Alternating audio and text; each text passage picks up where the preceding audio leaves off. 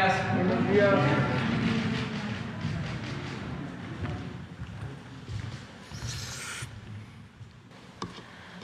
Muy buenos días, señor presidente. Janet Galindo, de Grupo Transmedia La Chispa, Campeche, Yucatán, Quintana Roo, Tabasco, Ciudad de México y Petrolera. Con respecto a los temas y los pendientes que hay que sacar a nivel legislativo, ¿qué es lo que falta aún? Y con lo que ya se ha llevado a cabo, ¿qué se necesita para reforzar todos estos temas y dejar bien sustentadas las bases de la 4T? Bueno, en lo general se ha avanzado. Estoy muy contento, satisfecho, porque se logró desde hace algún tiempo el que se elevara a rango constitucional el derecho a la pensión a los adultos mayores, la pensión para discapacitados, también que sea un derecho constitucional el recibir becas para estudiar si se trata de familias de escasos recursos económicos, y el derecho a la salud. Eso ya se logró. Se logró también el que sea delito grave la corrupción, que no lo era. Esa fue una reforma importante. Se logró también algo que nos ha ayudado mucho, el que no se condonen impuestos a los llamados grandes contribuyentes, que esté prohibido constitucionalmente. Y otras reformas en beneficio de los trabajadores, por ejemplo, el reducir el costo de administración de las AFORES, las comisiones que eran muy altas, se logró reducir para que el trabajador tenga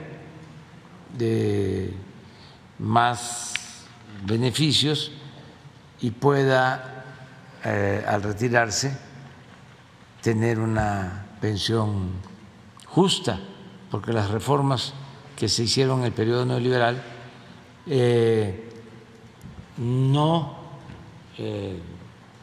garantizan el que se entregue al trabajador jubilado lo que ganaba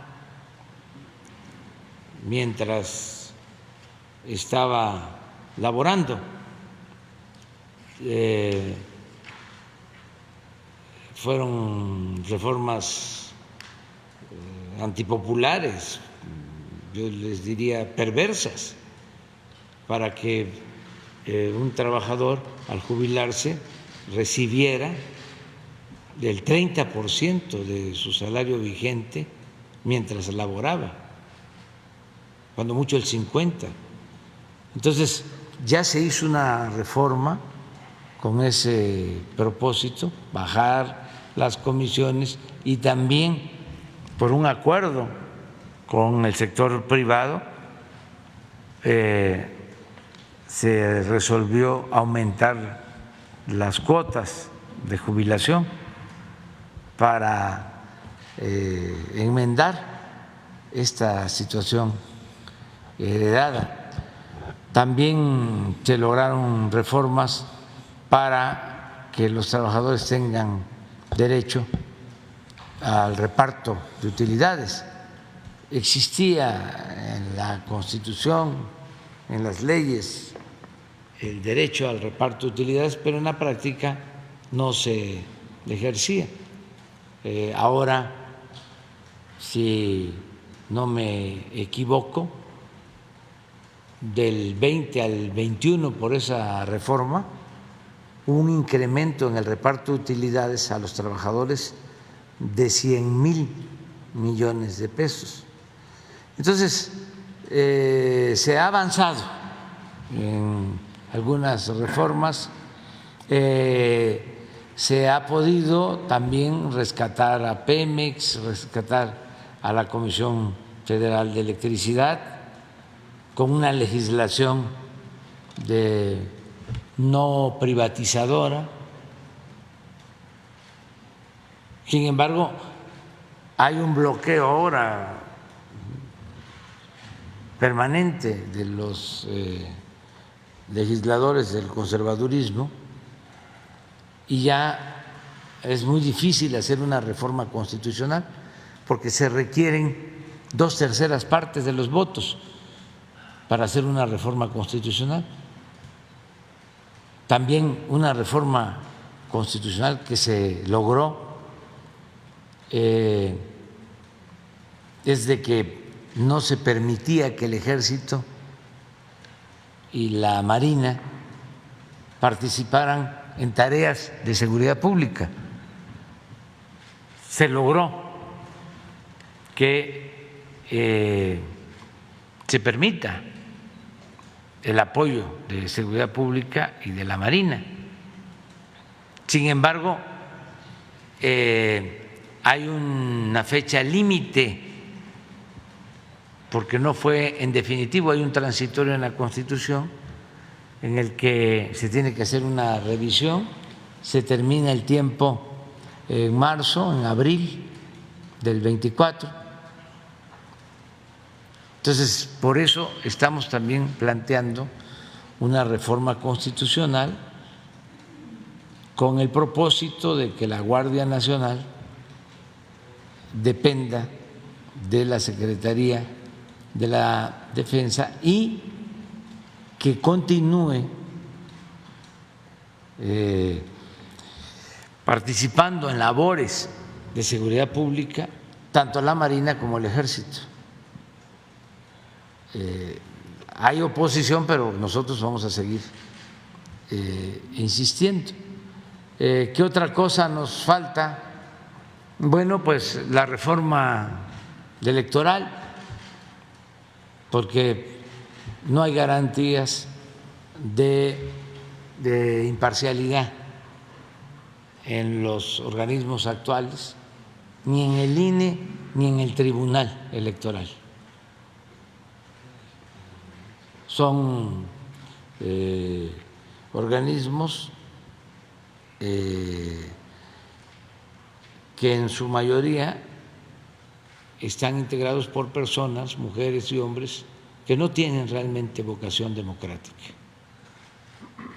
Entonces sí requerimos un cambio y lo que estamos proponiendo es una reforma para que a los consejeros del INE y a los magistrados del Tribunal Electoral los elija el pueblo, que no sea un asunto de designación de las cúpulas, sino que con voto directo todos los mexicanos puedan elegir a quienes van a formar parte de este poder electoral autónomo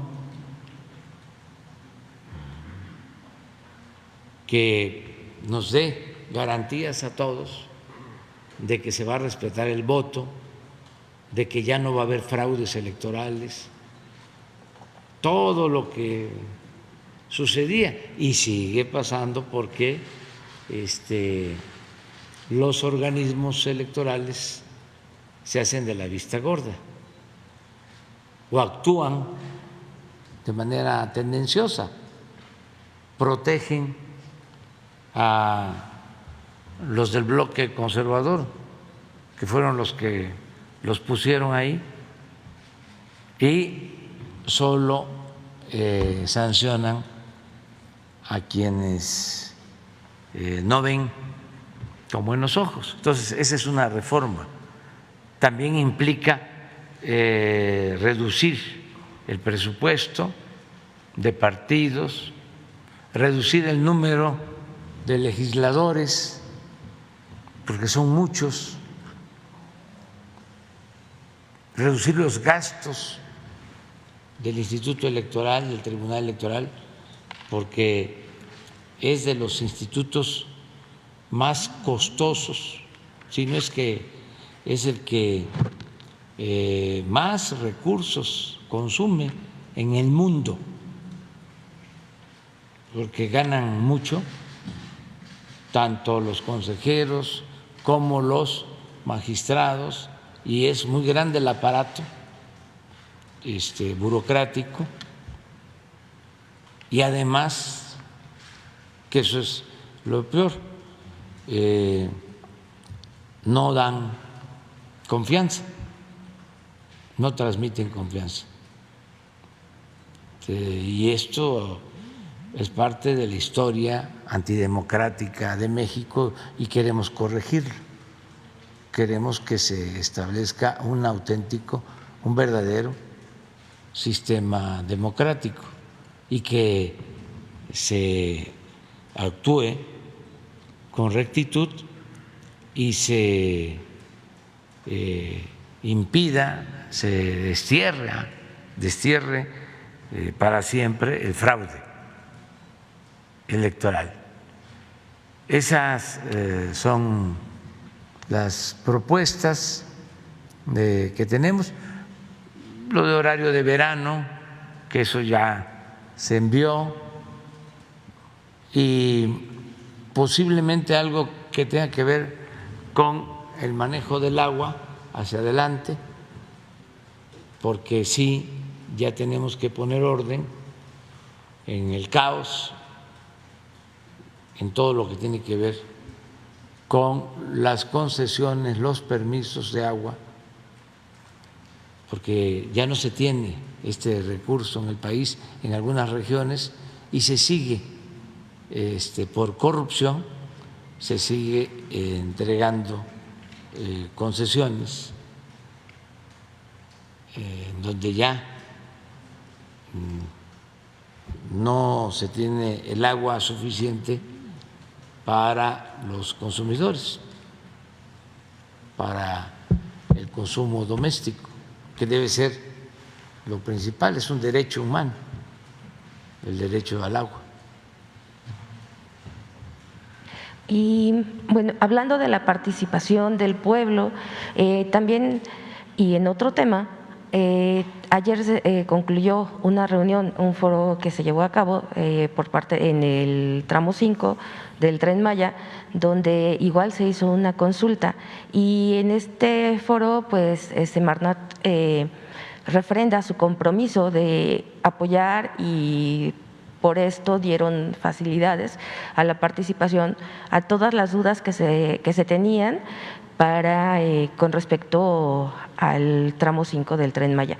¿Qué faltaría en este tramo para poder continuar y quitarle de todas las dudas a quienes se estén interponiendo tanto denuncias como tengan inquietudes? ¿Qué es lo que faltaría en este proyecto, señor presidente? Seguir informando, porque se manipuló mucho. Yo aquí llegué a plantear de que mi hijo Jesús, que estudiaba en la secundaria, ahora va a pasar a la prepa, me reclamó porque supuestamente se iba a destruir la selva con el Tren Maya. Entonces les tuve que explicar de qué se trataba, que la mayor parte de la ruta del Tren Maya se estaba construyendo en lo que fue el ferrocarril del sureste, que se inauguró en los años 50 del siglo pasado, pero que además se cuidaba la naturaleza, que habían expertos cuidando no afectar los árboles, la flora, la fauna, en el mismo programa del Tren Maya, que se tenían contratados arqueólogos, como 100 arqueólogos, especialistas, biólogos, arqueólogos, para cuidar el medio ambiente, que se tomó la decisión que el tren fuese eléctrico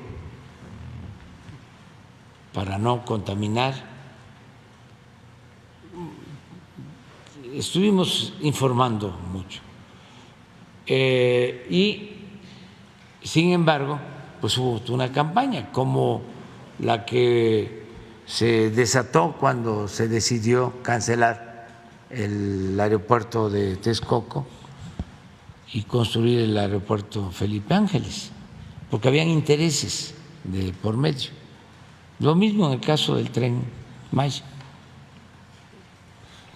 gente que se siente afectada y otros que están en contra, que es un grupo de personas, un sector amplio de la población que milita en el Partido Conservador y que no les gustan los cambios, todo lo que hacemos está mal y hasta apuestan a que nos vaya mal. Afortunadamente no lo han logrado porque la gente nos está ayudando, nos está respaldando. ¿Y por qué nos apoya la gente? Bueno, porque nosotros tenemos como amo,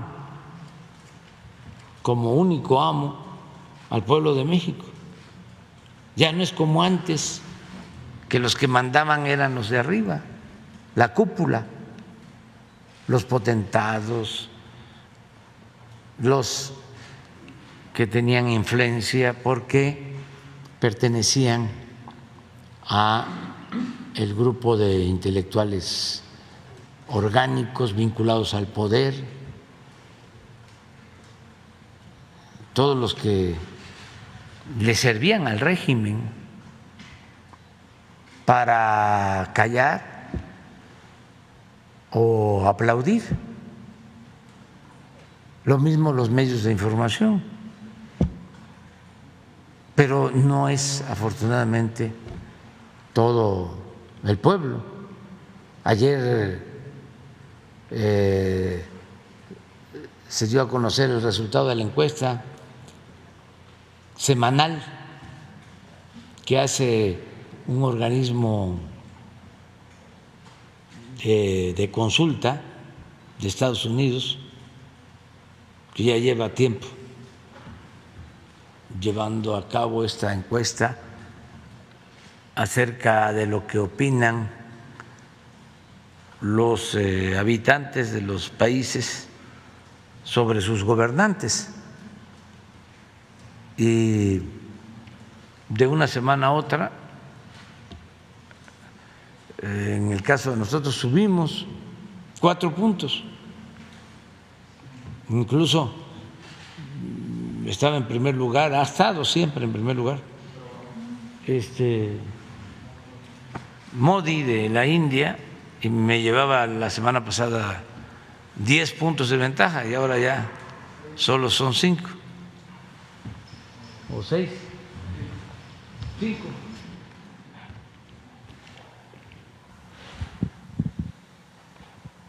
Ofrezco disculpa, porque les molesta mucho ya van a desayunar. Aunque a lo mejor todavía no, pero miren, así estamos. Este es de ayer. Estos son todos los presidentes. ¿Son cuántos? 22. Y este es, pues, el pueblo, la gente. Porque la percepción es otra por lo que difunden los medios, ¿no? Puros ataques. Pero bueno, esto demuestra de que la clave está en trabajar todos los días para el pueblo, estar atentos. Y cuando digo trabajar, son 16 horas diarias, y sábado y domingo. Y es muy interesante lo que es el pensamiento conservador, porque tienen como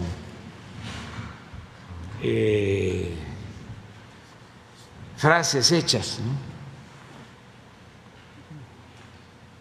Ideas que se aplican en todos lados en el pensamiento conservador, en el caso de México y también en el mundo. Por ejemplo, esto de que los pobres no trabajan y que por eso son pobres. Esto tiene que ver con el pensamiento conservador. O que el pueblo de México es un pueblo flojo. Pues claro que no tienen razón. Ahí está el ejemplo de los que tienen oportunidades o han tenido oportunidades, nuestros hermanos migrantes. Ya este año puede ser que lleguemos a 60,000 millones de dólares. Esa es la principal fuente de ingresos del país. Entonces, nuestro pueblo no es flojo, nuestro pueblo es trabajador. Lo otro, ¿no? La corrupción, somos todos. No, la mayoría del pueblo es honesto.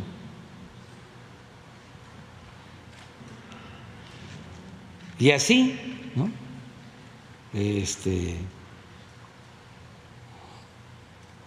Cuando nosotros protestábamos, ¿no? De un carro gritaba alguien: pónganse a trabajar.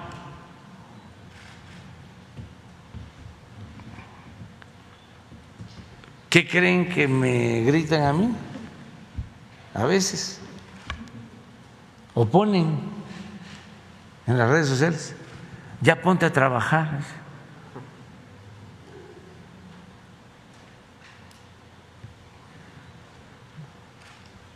Porque ya son estereotipos de la derecha. O sea, y ya si nos vamos a cómo hablamos y si no hablamos inglés,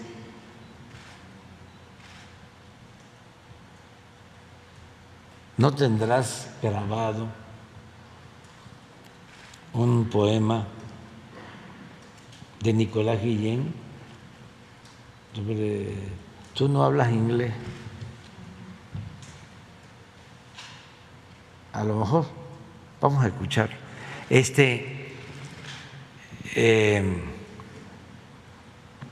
O eres naco.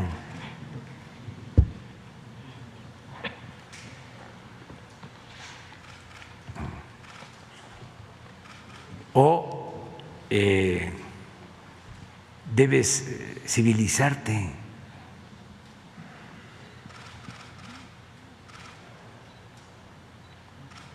Todo eso viene del pensamiento conservador, pero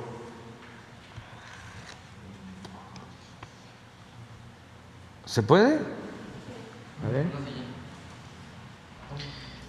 Tú no sabes inglés. Con tanto inglés que tú sabías, Vito Manuel, con tanto inglés, no sabe ahora decirle. La americana te busca y tú le tienes que huir. Tu inglés era de Taiwán y 1, 2, 3. Vito Manuel, tú no sabes inglés, tú no sabes inglés, tú no sabes inglés. No te enamores más nunca, Vito Manuel, si no sabe inglés, si no sabe inglés.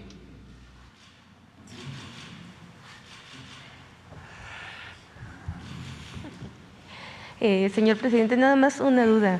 Finalmente, ¿ya se tiene el nombre de la persona que va a sustituir a la maestra en la SEP, a la maestra Delfina? Sí, el lunes se van a presentar tanto la maestra Delfina como quien va a sustituirla, porque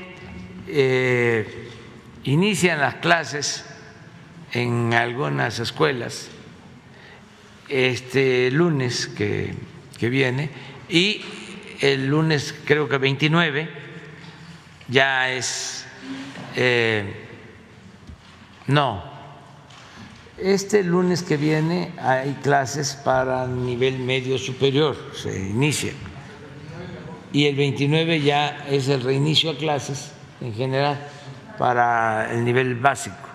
Entonces ya este lunes se va a presentar a quien va a sustituir a la maestra Delfín.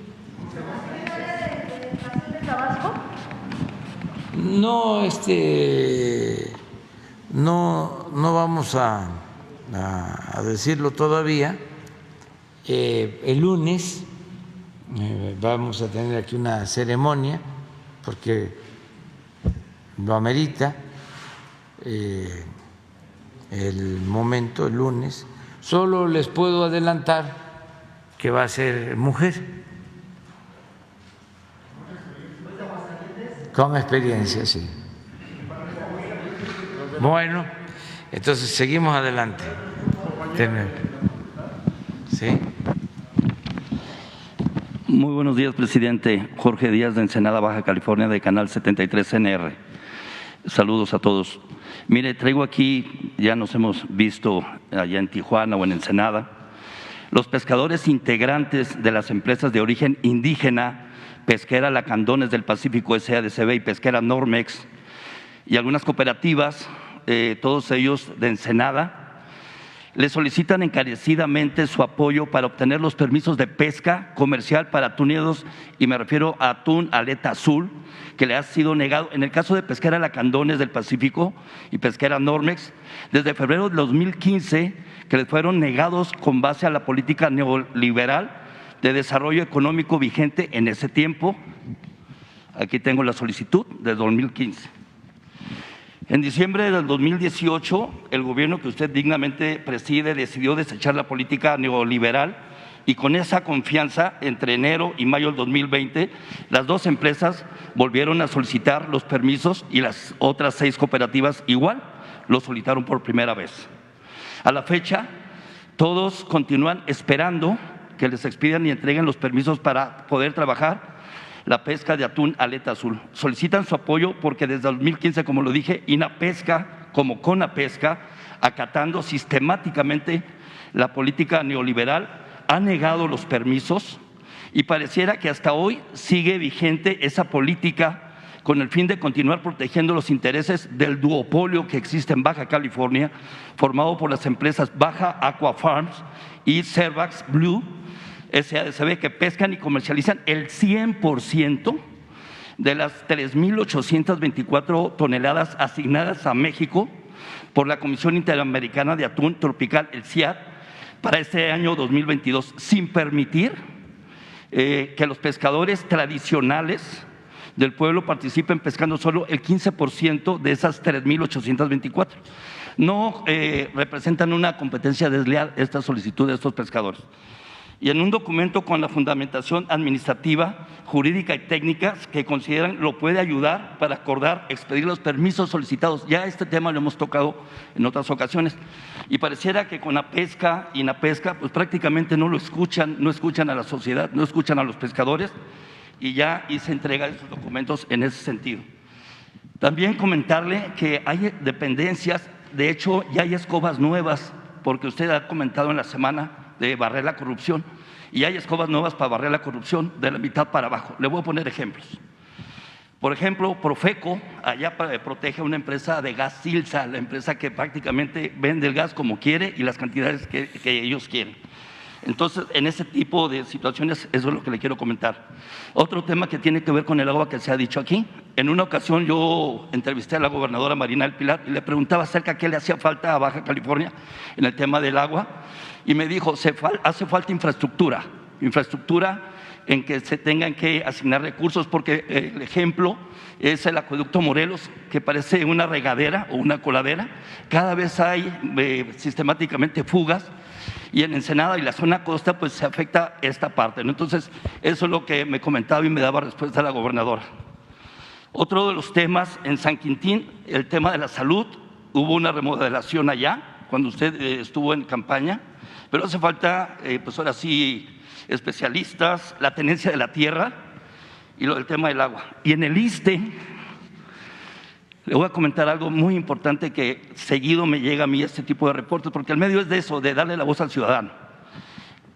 Allá en el ISSSTE el director se pone a que los pacientes o los familiares renten equipo hasta 150,000 pesos para que puedan operar. Y usted lo comentó en la semana, la corrupción que existe allá. Y otro tema que quiero comentarle, y le agradezco la atención por todo esto que le estoy comentando.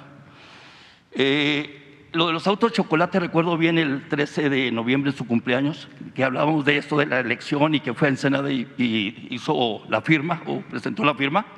Hay muchos vehículos que inician su serie con letra. ¿Pasará algo con ellos? Eso sería lo que le puedo comentar en ese sentido. De antemano, muchas gracias. Sí. Importante lo del agua, importante lo del permiso de la tuna Atleta Azul. Sí, ya me has planteado lo de los permisos de pesca. Voy a solicitarle a Octavio Ahumada que nos dé una respuesta.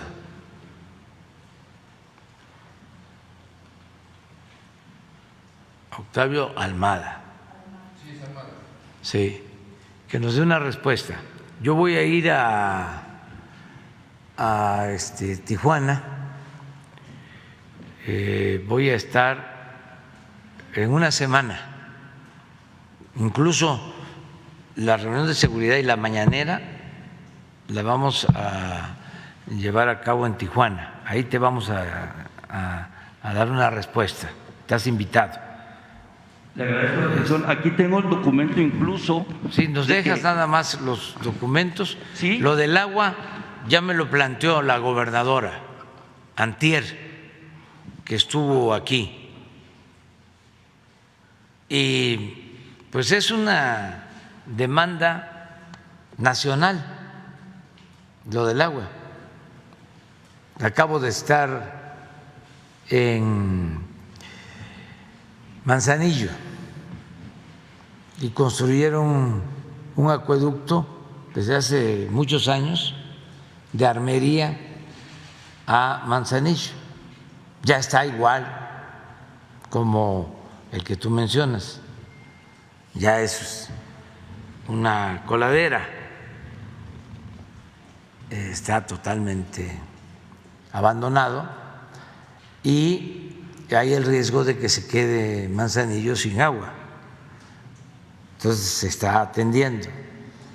Estamos también, yo hoy voy para allá, atendiendo lo del acueducto en la laguna, porque se necesita resolver el problema del agua pues contaminada que se extrae ya de pozos muy profundos, porque están abatidos los mantos acuíferos y ya el agua de mucha profundidad pues viene acompañada con arsénico y todo lo que afecta la salud de la gente. Entonces, estamos destinando una inversión de más de 10,000 millones de pesos para que en la laguna, Torreón, Gómez Palacio, Lerdo y otros municipios tengan agua sana. Y de ahí me voy a mañana y pasado, voy a estar en Nuevo León, y es lo mismo del agua.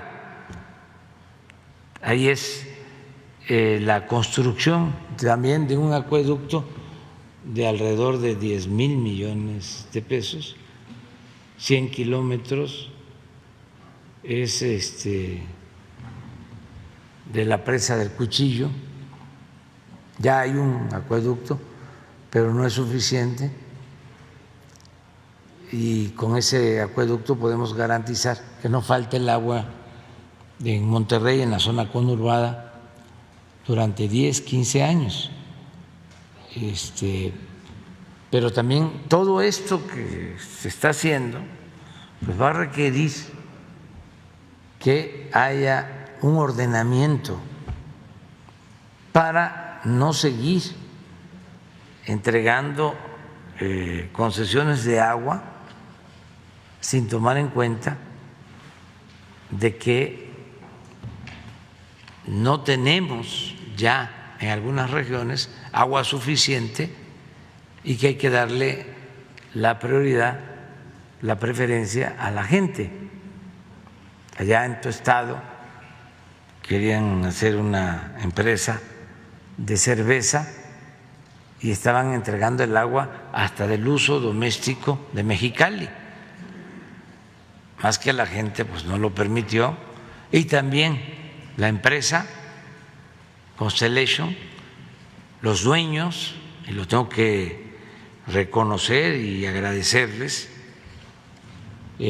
aceptaron la propuesta de poner su planta en Veracruz, donde hay agua y también pues hay agua en el Istmo, ahí está el río Papaloapan, está el río Coatzacoalcos, está el río Tonalá, está el río Grijalva, está el río más grande de México, el Mono Sagrado, el Usumacinta.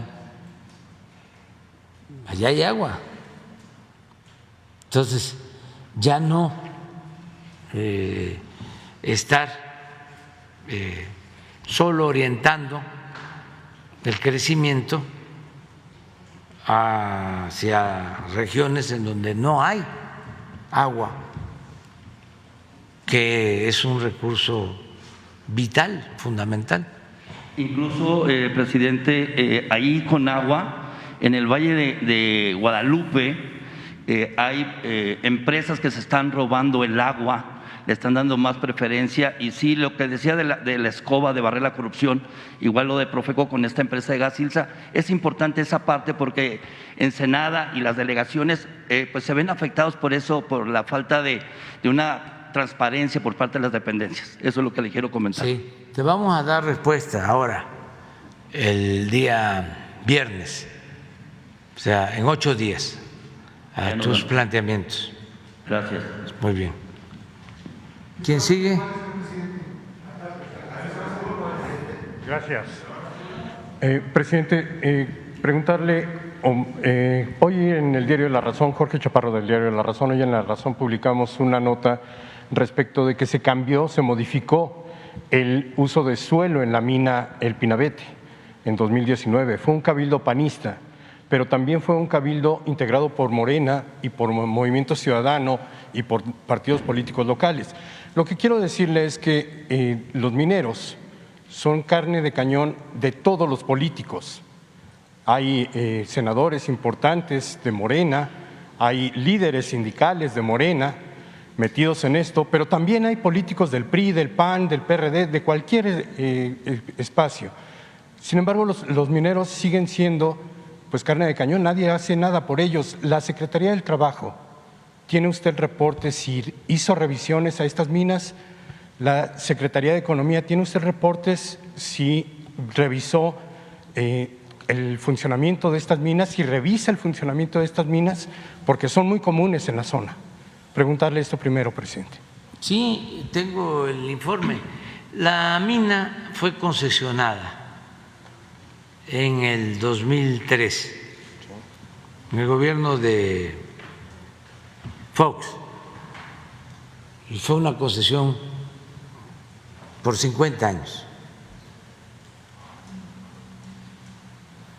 Es decir, que vence la concesión hasta el 2053.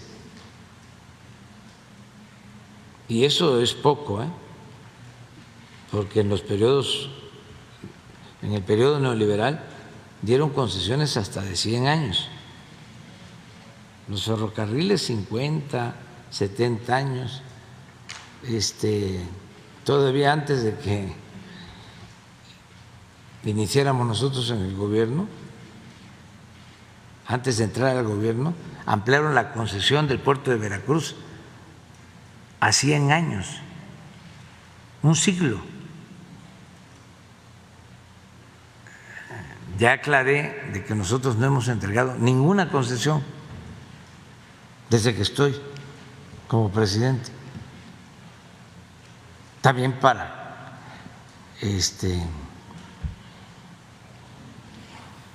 no pensar que todos somos iguales, ¿no?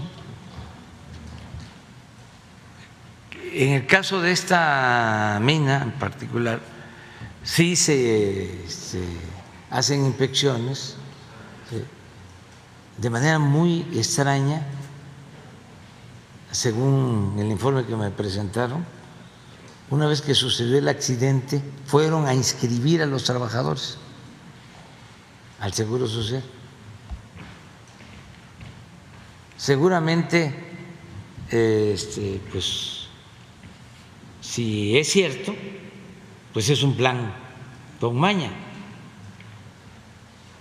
para castigar a el que aparece inscribiendo a los trabajadores al seguro y no a los concesionarios,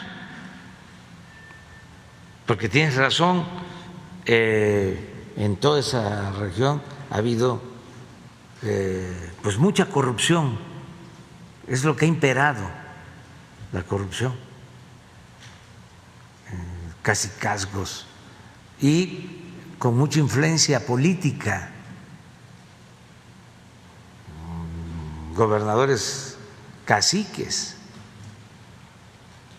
en toda la región,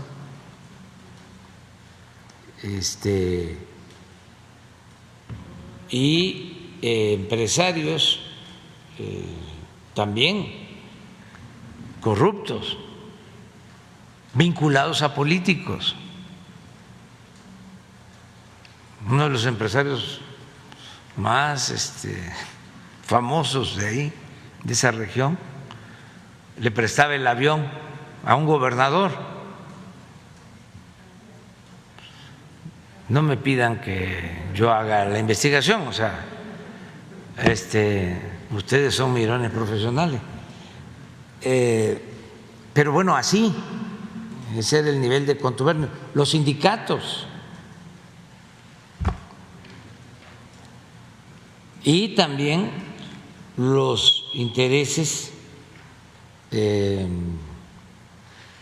locales. Por ejemplo, en el caso de esta mina, no están sindicalizados, porque no permiten que el trabajador se proteja con un sindicato. O sea, son muchos intereses los que están de por medio.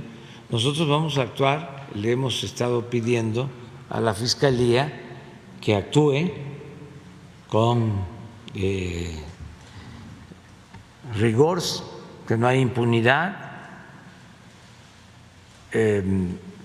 pero lo que más nos importa es el rescate. Fui allá y lo planteé con mucha claridad. Vamos a rescatar a los mineros. Eso es lo que más importa ahora.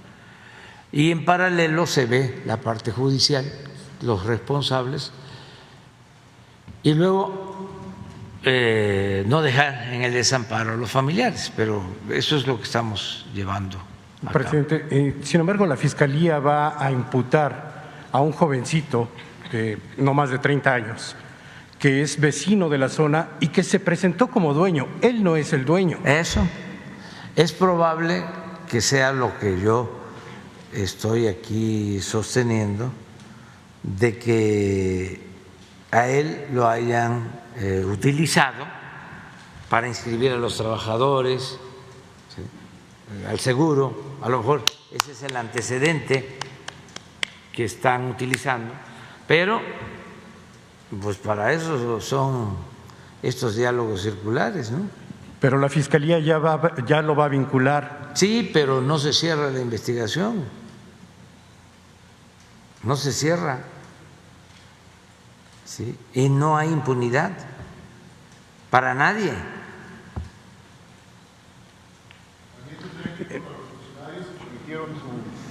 Pues por los que resulten responsables.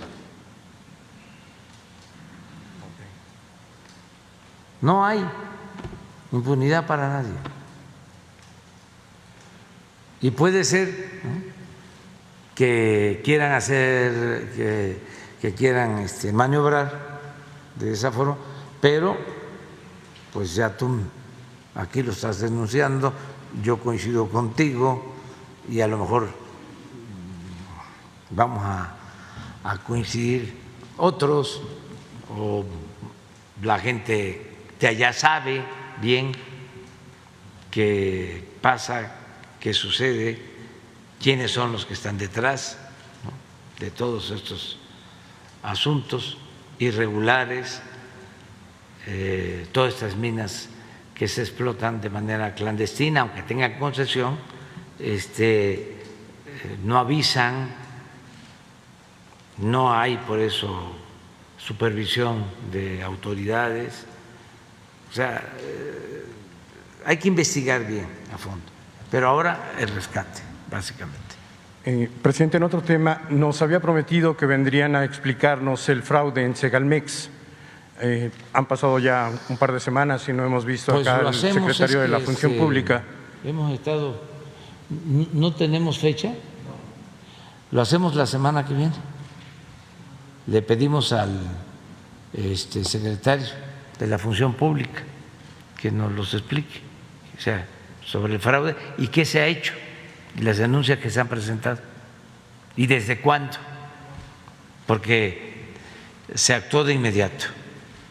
Sí, presidente, en este tema en específico, preguntarle, los desvíos de recursos que se hicieron en inversiones hacia empresas privadas de Chiapas fueron ordenados por el director, y el director sigue estando dentro del gobierno federal.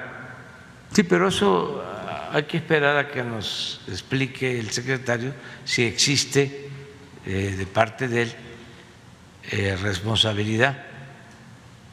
En su momento, lo que se planteó acerca del dinero, porque fue un depósito que hicieron en una caja, una financiera, supuestamente para obtener más intereses. Ya se venía haciendo desde el gobierno anterior y es una financiera que trabajaba en el gobierno y que tiene relaciones con gobiernos estatales y también hay esa preocupación en gobiernos estatales. Entonces, cuando se me informó, le pedí al secretario de Hacienda, creo que estaba todavía el anterior, Arturo Herrera, que investigaran a fondo y que se viera sobre su responsabilidad y que interviniera la Comisión Nacional Bancaria y de Valores. Y tengo entendido que devolvieron el dinero, sí, pero eso no fue todo. Hay otro tipo de irregularidades, para decirlo amablemente, ¿no? Sí, es que este tipo de irregularidades a las que se refiere usted, presidente, suman más de 9.500 millones de pesos. Supera el escándalo de Peña Nieto de la estafa maestra, que fueron 7.600. Acá es muchísimo más dinero. Vamos a esperar de cuánto es, no nos adelantemos. Eso lo dice la Auditoría Superior de la Federación, no lo digo yo. Sí, pero la Auditoría Superior de la Federación también dijo, ¿sí?, de que el aeropuerto, la cancelación del aeropuerto de Texcoco había costado, creo, 200,000 millones, ¿no? Y se demostró que había costado la mitad, 100,000. O sea, vamos esperando que nos informen bien. ¿Quién sigue? ¿No? ¿Cómo quedamos? La compañera sabe, porque la que da el micrófono. Gracias, presidente. Quisiera pedirle una precisión sobre un comentario que acaba de hacer hace algunos minutos. Hace unos días nos comentó que tiene la intención de emitir un decreto para que el mando de la Guardia Nacional pase de la Secretaría de Seguridad Pública a la Sedena. Pero hace unos minutos usted comentó que también tendría interés en que elementos de la Marina y del Ejército continúen en labores de seguridad pública. Hay un transitorio en la reforma constitucional de la Guardia Nacional que establece que marinos y soldados tendrían que regresar a los cuarteles en 2024. Entonces, quiero preguntarle nada más una precisión. ¿Usted también tiene la intención de que soldados y marinos permanezcan en las calles en labores de seguridad pública después del 2024? Sí, que se pueda constituir la Guardia Nacional dependiendo de la Secretaría de la Defensa, pero que también, además de sus funciones sustanciales, tanto Marina como Defensa, contribuyan, apoyen en labores de seguridad pública. Es que era y sigue siendo, ¿no?, para la concepción, para el pensamiento, para la visión de algunos, era normal de que estuviesen asaltando, ¿sí?, enfrente de un cuartel militar a un ciudadano y no pudiese constitucionalmente intervenir el ejército, porque estaban impedidos. Y cuando se decide esto, tenía una razón de ser, porque todavía la defensa nacional, la defensa de nuestro territorio, la seguridad del Estado, la seguridad interior, eran los objetivos fundamentales, no la seguridad pública. Pero se desata la guerra contra el narcotráfico y lo principal ya no es la amenaza de que nos van a invadir, porque tenemos que defender nuestra soberanía. Claro que tenemos que defender nuestra soberanía y defender nuestro territorio, pero también históricamente cuando se ha necesitado es el pueblo de México, somos patriotas los que defendemos nuestra soberanía.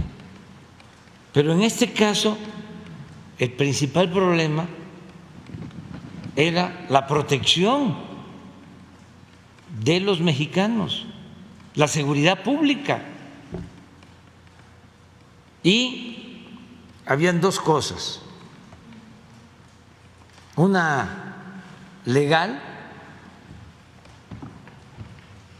en donde se tienen dos instituciones con más de 400,000 elementos, el Ejército y la Marina, con instalaciones, con equipos, con formación profesional, con escuelas, sin poder contar con estas dos instituciones para atender el principal problema del país, la inseguridad.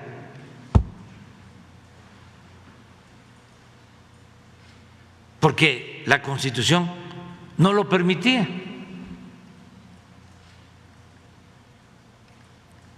Y lo otro es que como no lo permitía la Constitución, se hacía de manera informal, violando la Constitución. Entonces, vamos a ponernos de acuerdo. O sea, primero necesitamos garantizar la seguridad pública.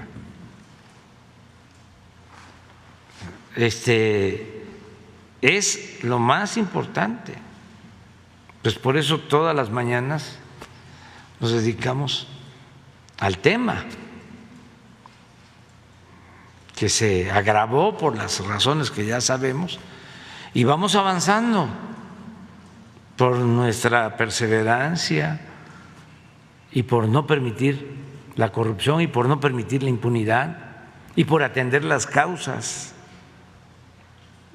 el que no haya tanta pobreza, el que se atienda a los jóvenes, todo lo que estamos haciendo es para eso. ¿Y cómo Entonces, sustentarlo? vamos a consolidar la Guardia Nacional y al mismo tiempo buscar en cuestiones estratégicas para proteger a la población. Imagínense lo de anoche. ¿Qué hace la Policía Municipal en Juárez si no interviene el Ejército para detener a los responsables de estos crímenes?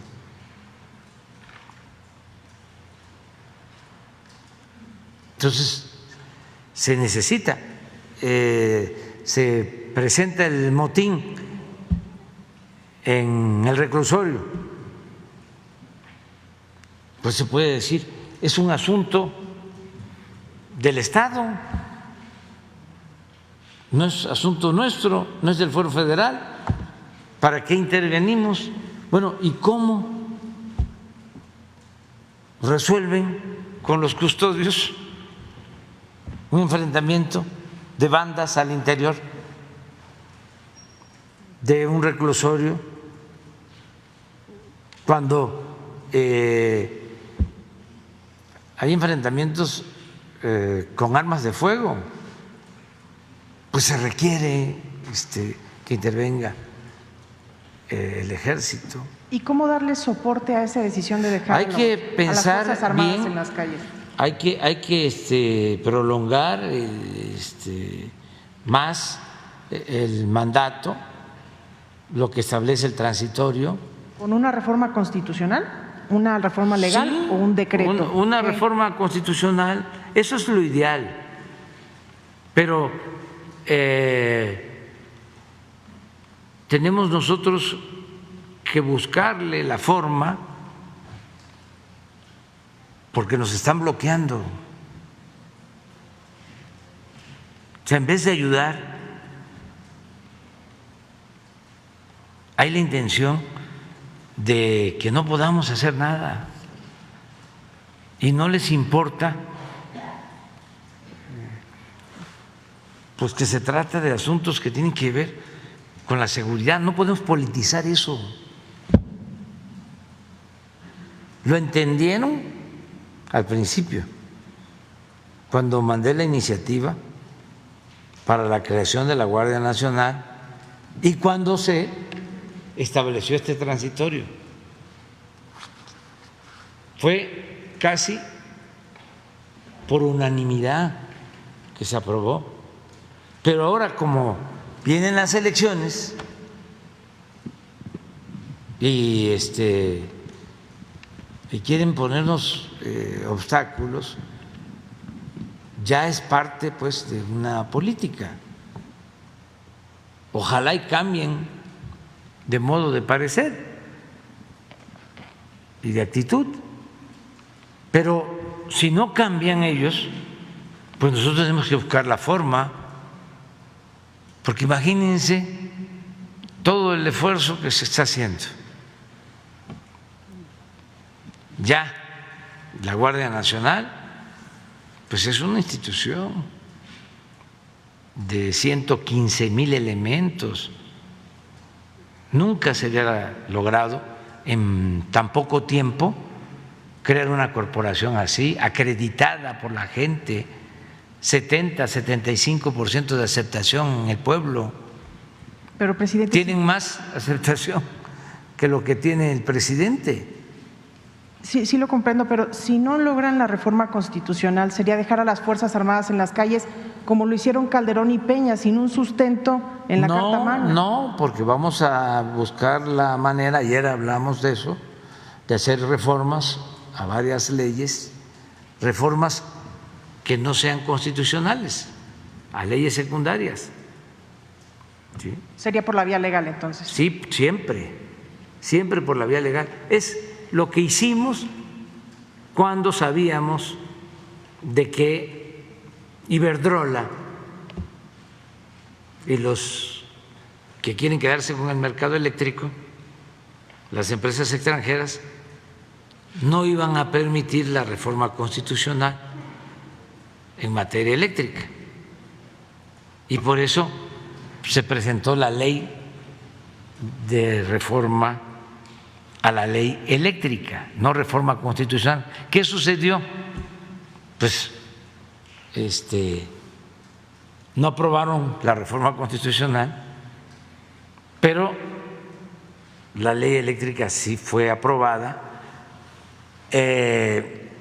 Recurrieron a la Corte planteando de que era inconstitucional y se revisaron todos los artículos y se demostró que no era inconstitucional la ley eléctrica.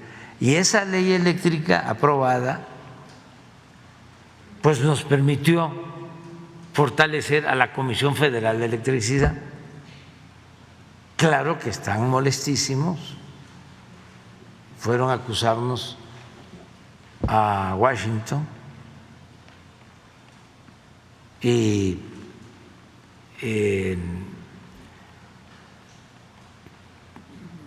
buscaron presionarnos, pero hay cosas que no se pueden negociar.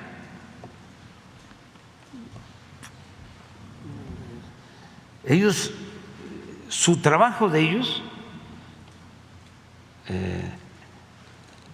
es el tener éxito en sus negocios privados.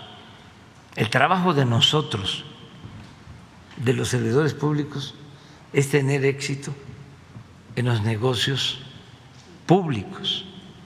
Los únicos negocios que deben de interesar a los funcionarios son los negocios públicos. Ellos deben entender eso. Nosotros no estamos aquí como si fuésemos gerentes de las empresas. Nosotros estamos aquí para representar a todos los mexicanos. ¿Y por qué tenemos que defender la industria eléctrica nacional? Bueno, porque si no predomina el afán de lucro y las tarifas estarían por los cielos, como está sucediendo en España o en otros países. Nada más que de eso no informan los medios que defienden a las corporaciones económicas. Presidente. Entonces, ese es el debate. O sea, ya lo público se había hecho a un lado, todo era privado. Ya expliqué cómo fueron creando un andamiaje de instituciones supuestamente independientes, autónomas, para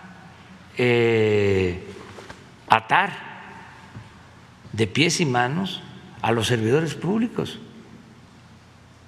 y para que el interés particular se colocara por encima del interés general, del interés público. Todo lo armaron así. Ahora que estamos buscando cumplir con el compromiso de que hay internet en todo el país, porque es una gran reforma, es una revolución de las conciencias. Imagínense que los niños en los pueblos puedan tener acceso al internet, que los enfermos o los familiares de los enfermos puedan tener acceso al internet y puedan por internet estar consultando a médicos especialistas, no solo de México, sino de todo el mundo, sobre su enfermedad. Pero si la señal de internet va a depender del mercado, de los que tengan para pagar o donde hay clientela, ¿cuándo va a tener internet la mayoría del pueblo de México? Nunca. O va a llevar mucho tiempo. ¿Cuándo iba a tener energía eléctrica un pueblo si no hubiese tomado la decisión que tomó el presidente López Mateos de nacionalizar la industria eléctrica? Ayer hablaba yo, 96.6% de la población de México, 96.6% tiene energía eléctrica. Imagínense si no se considerara un servicio público, ¿cómo iba a financiar la gente pobre la instalación de los postes, el tendido de las líneas? Todo eso se ha hecho con la Comisión Federal de Electricidad, que es una empresa pública. Pues es lo mismo que vamos a hacer en el caso del Internet, porque si no, no va a haber Internet. Entonces, son dos concepciones. Dicen, déjenlo todo al mercado, sí, pero si el mercado no resuelve, porque su propósito es lo material, es el lucro, pues no se puede impedir que el Estado cumpla con su función social. Ese es el fondo. Y en esto que estás preguntando sobre la seguridad, vamos a seguirlo defendiendo, porque, miren, yo termino a finales de septiembre del 24 y además ya me jubilo, ya lo he dicho, no me vuelvo a ocupar de nada que tenga que ver con la política, con el noble oficio de la política. Me jubilo, no voy a estar opinando, no voy a estar participando en conferencias, en ningún evento, nada. Ya termino mi ciclo, lo cierro por completo.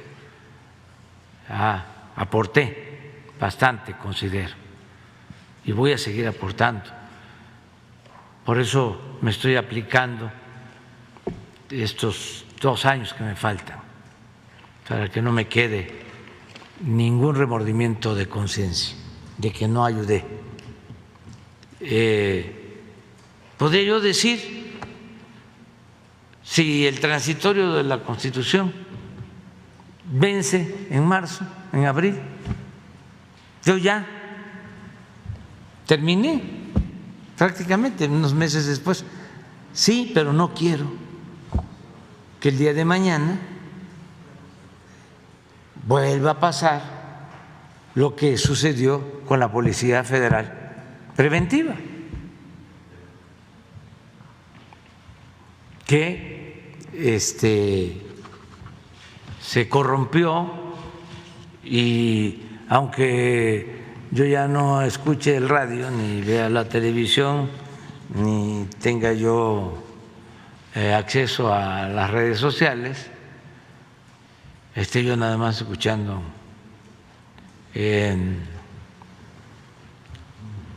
pues música clásica y también el son, que es cultura. Presidente, nada más. Aún así se van a estar acordando de mí, ¿no? Entonces, me van a estar recordando. Presidente. ¿Ande? Si llegara otro Calderón que le declare la guerra al narco, ¿no sería empoderar más? Es que ya no se puede eso. No. Si va a quedar muy avanzada la tarea, casi terminada. Ya la gente está muy consciente, muy politizada. ¿A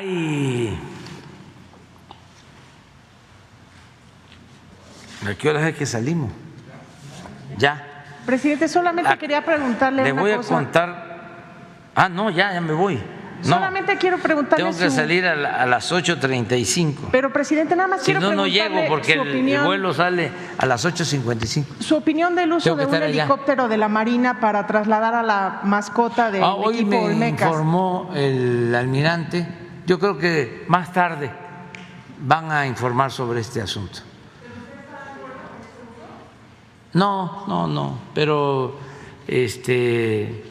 ya les van a explicar por qué se realizó esto, ¿sí? No estoy de acuerdo, claro que sí estoy a favor del béisbol y del deporte en general, y sé que pues hay mucha pasión por el deporte, y qué bueno, ¿no? está en la final. Por eso fue el helicóptero, porque estaba iniciando el playoff. Están los juegos finales de la Liga Mexicana de béisbol. Sí, sí, pero ya lo van a explicar, ya van a explicar. Miren, no deberían, por ejemplo, tampoco los aviones de Estados Unidos, ¿no?, utilizarse cuando hay juegos de estrella. Una vez fui con Beatriz a un juego de estrella a San Diego y yo estaba con la boca abierta porque me gusta mucho, mucho, mucho el béisbol y pues todavía lo juego y ya saben ustedes, porque ya lo he dicho, que todavía bateo arriba de 300. Acabo de tener un encuentro, nada más que no quise difundirlo, pero me pichó Valenzuela y estuvo Teodoro Higuera y Vinicio Castilla y Chito Ríos, todavía. ¿Sí? Entonces, y nos fuimos a este juego de estrella a San Diego. Entonces hay una ceremonia antes de que empiece el juego de estrella y pasan los aviones, creo que de la Marina, antes de la ceremonia. Y le pregunto a Beatriz al final, ¿no?, yo estaba feliz, digo, ¿qué te gustó más? Dice, los aviones. Bueno, adiós, adiós.